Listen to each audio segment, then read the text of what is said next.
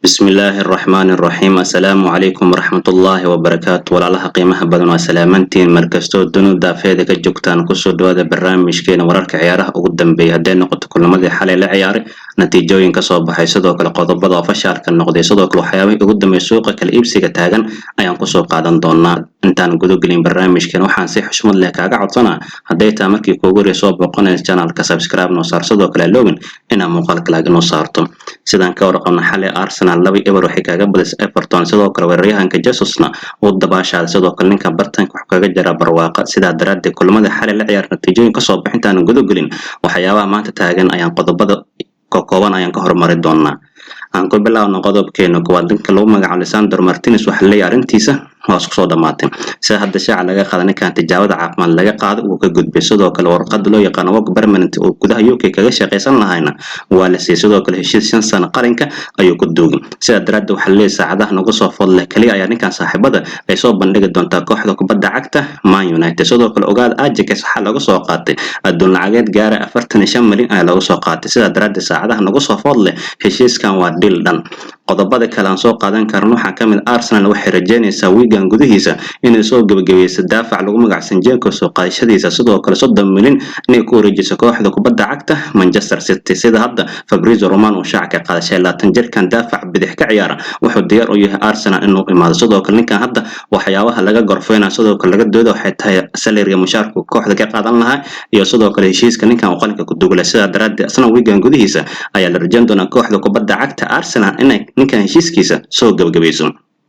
dhinacaasi markaan aadna gudaha Talyaaniga saaxiibada kooxda kubadda cagta Milan markaan waxay target ka dhiganaysaa daafac Isbaris oo ciyaaro ninka lagu magacaabo Tanganga sidoo kale AC Milan waxay doonaysaa ninkan Tottenham inay kaga soo qaadato xillo yaqaan loan ama inay kaga soo qaadato xil ciyaareedkan hadda bilaawanayo sidoo kale doo anfacan inay kaga iibsato sida daraaddeed Calcio Mercato waxay leedahay Milan waxay diyaar u tahay ninkan inay daafacan ka soo qaadato kooxda kubadda cagta Tottenham waliba qaab ama ay rabtaa inay kaga soo qaadato dhankaasi markaan fiir ninka lagu magacaabo Wayne Rooney sidaan ka arko ninkan DC United saaxiibada macalin oo yahay sidoo kale MLS ka horyaalka Mareykanka kooxda ciyaarta sida daraaddeed Rooney hadda kooxdiisii hore ee Man United waxa ka doonana daafac lagu magacaabo Phil Jones sidoo kale Man United waxay diyaar u tahay daafacan dal walba ka imaada inay dhageysato sidoo kale iska iibeysa sida daraaddeed hadda ninka lagu magacaabo Rooney ayaa ninkan qalqaal ugu jiro walla ninkii ahaa Jose Mourinho saaxiibada ninkan waa nin shaqo taga sidoo kale shaqo ayaa ka goon Jose Mourinho wuxuu si toos ah u la xiriir sidoo kale telefoon ka wacay ninka lagu magacaabo Dybala sidaan ka warqabna Dybala heshiiska uu Juventus kula jiro oo ka dhacay sidoo kale ninkan hadda waa xor kooxda Rooyo ku beeri doona sidoo kale qalqaal waxa ugu jireen kooxaha kale ah Inter iyo sidoo kale AC Milan xitaa Napoli ay doonaysa laakiin 28 jirkan wali go'aan rasmi uusan qadan laakiin Jose Mourinho ayaa ninkan saaxiibada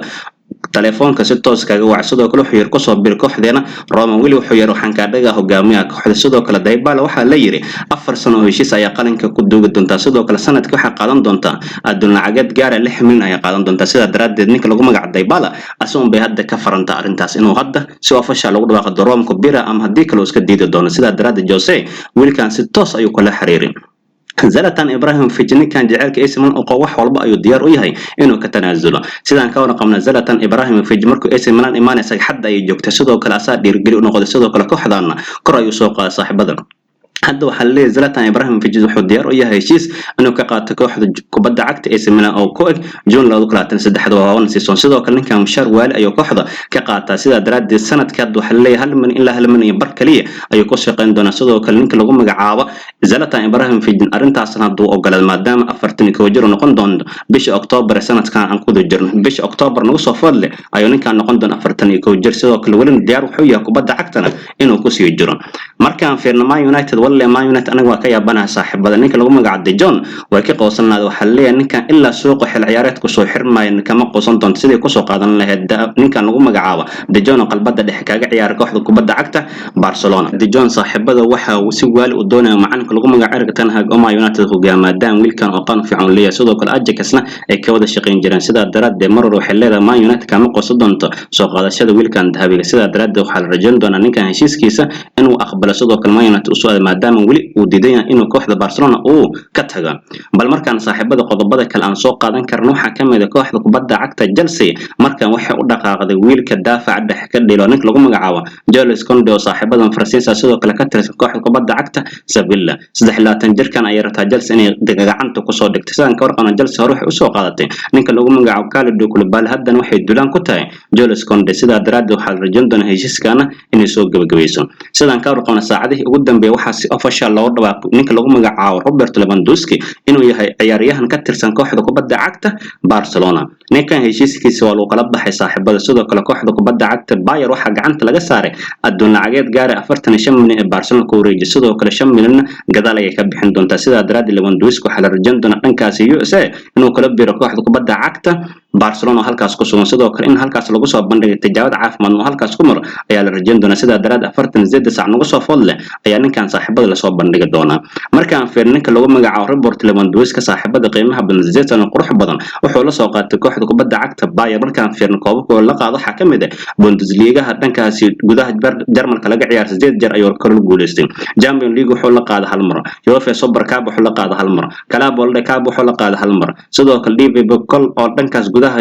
Jarmalka laga ciyaaro wuxuu la qaaday 3 mar Super Cup-aha Jarmalka laga ciyaaro wuxuu la qaaday ku dhawaad 5 mar sidoo kale ninkan saaxiibada qiimaha badan abaalmarina qaaska ku guuleystay markaan fiirno Ballon d'Or wuxuu qaatay hal mar sidoo kale Golden Shoes wuxuu qaatay 2 mar sidoo kale Best FIFA Men Player wuxuu qaatay 2 mar ayuu ka soo muuqday saaxiibada qiimaha badan sida darada jabtarkii Bayern hadda ka soo xirnay haddana jabtar cusub wuxuu kaga bilaaban doonaa kooxda kubadda cagta Barcelona sida daraadeed weeraryahankan Bolesk waxaan rajayn doonaa nasiib macaan maadaama la rajayn doono ninkan markuu Barca tagana in uu kala kacdo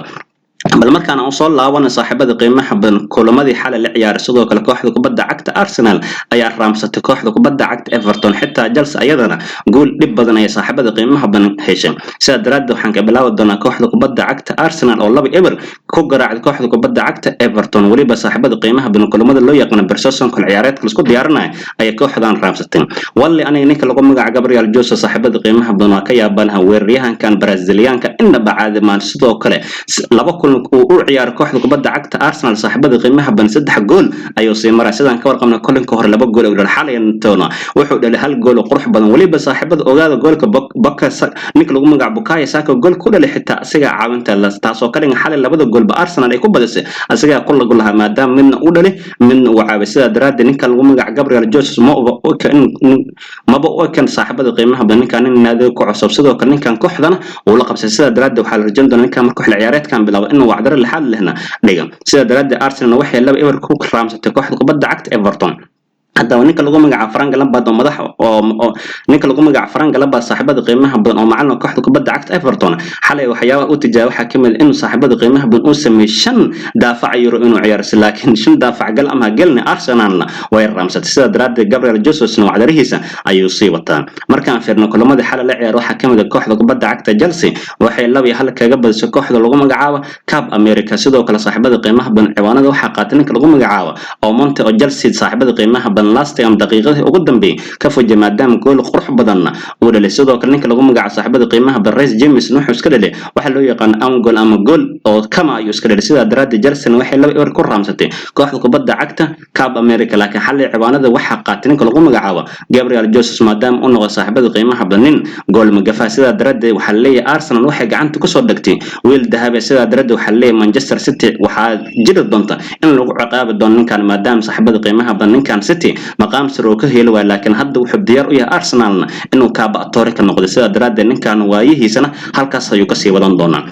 asal ciwaanada saaxiibada qiimaha badan kubadda cagta aan soo qaadan karno waxa kamid ah walla kooxda kubadda cagta Inter Milan waxay diyaar u tahay daafac qalbada dhexe ka ciyaaro ninka lagu magacaabo Gelson Bremer saaxiibada inay ninkan gacanta ku soo dhigto sidaan ka warqabno ninkan wuxuu ka tirsan kooxda loo yaqaan Torino sidoo kale Inter Milan waxay rajaynaysaa isniinta lagu soo fadlan heshiiska saaxiibada qiimaha badan ciyaarahankan inay soo gabagabayso ogaada ninka lagu magacaabo Gelson Bremer iyo sidoo kale Interna hore heshiiska shakhsi oo gaareen sida daraaddeed taasna wax ma shaqo kama taagna hadda Inter waxay dalab gaarsiin doontaa kooxda kubadda cagta Torino sida daraaddeed maalinta isniinta waxay rajayn doontaa daafacan awood badan inay gacanta ku soo dhigto waad ku mahadsantiin saaxiibada daawasha adaateen muuqaalka halkaasina barnaamijkeena maxaa cusub ciyaaraha inta badan waxyaabihii ugu dambeeyay ayaan faaqideena sidaa daraaddeed waxyaabihii kala soo kordhin barnaamijyadeena dambe maanta gelinka dambe ayay kaga bagan doontaan data markii kuugu horeysoo boqonay channelka subscribe noo saar sidoo kale logan inaan muuqaalka like noo saarto aragtada comment noo qoro qadaa kamata saaxiibada hore noo la joogay muuqaalka share si saaxiib wanaagsan adoo kale channelka ugu soo bira intaan barnaamijkan barnaamij lamid ku kulmeeno